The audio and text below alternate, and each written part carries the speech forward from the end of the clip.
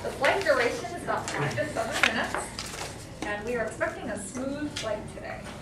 Once again, we thank you for choosing to fly with us, and we hope you enjoy your flight.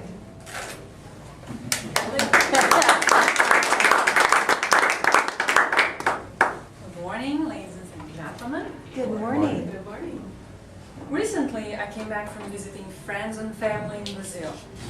As always, it is extremely refreshing to go back home, eat my mother's black beans with beef stroganoff, take Oscar and Cindy, the family generic brand dogs, for a walk along with my dad and checking out everything that's new in the neighborhood.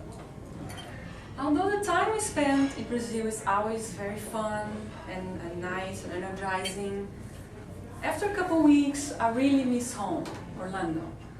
I miss my home, I miss my dog, I miss my husband. Wait, well, not necessarily in this order. So after meeting and catching up with everyone in Brazil, the day to fly back to Orlando finally came.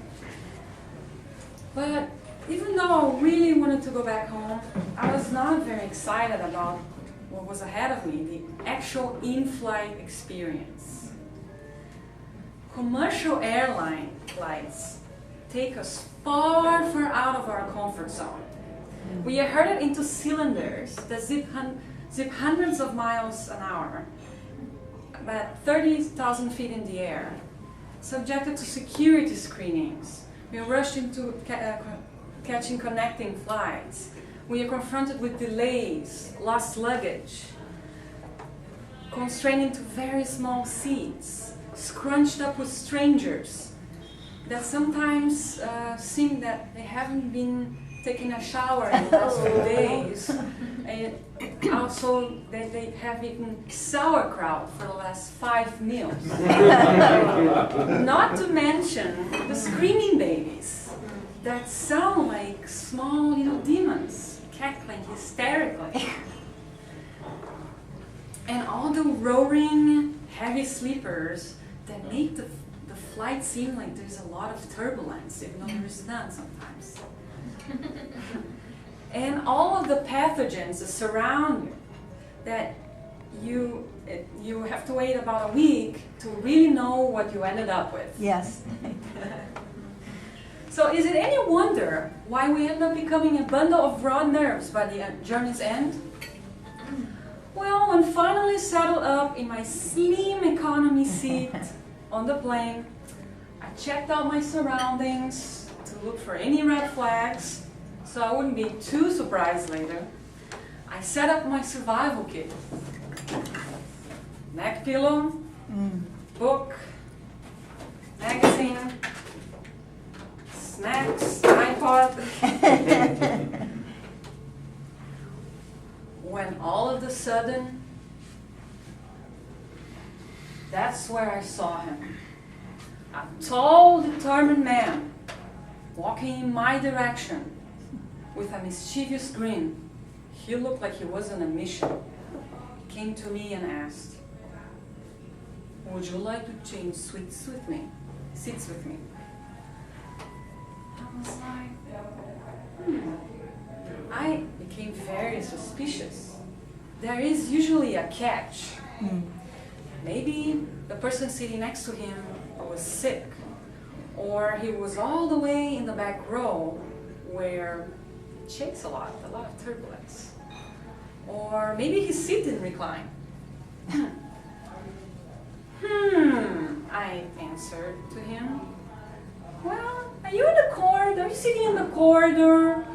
Do you have space for my bags in the upper bin compartment? Are you too far back? Well, he smiled, nodded, gave me his seat number, and told me to go forward. Well, I gathered all my things and went ahead to find my seat destination. Everything happened in slow motion. I was looking around, no seat. I passed through the first set of curtains, no seat. And there I was. I was in first class! Wow. First class! The air hostess came to me, already setting up my seat. She got my bags up in the overhead compartment, and she asked, "Welcome. Please take your time with the dinner menu. I'll come back in a little bit to take your appetizer order." I was in total disbelief. Amazing. I was in first class at 13,000 feet in the air, and I wouldn't have to worry about that nine-hour flight back to Orlando. I would have a great meal. I would sleep flat in my back. And I would have those no-sound headphones that you only hear the sound of the movie you're watching, nothing else around you. That was great. Amazing. Well, it's still in disbelief. The air hostess comes back to me and she asks, "What would you like to eat for breakfast, Miss Beyer? And would you like us to wake you up tomorrow for the landing toast?" Landing toast! Well, needless to say, the rest of my flight was smooth sailing.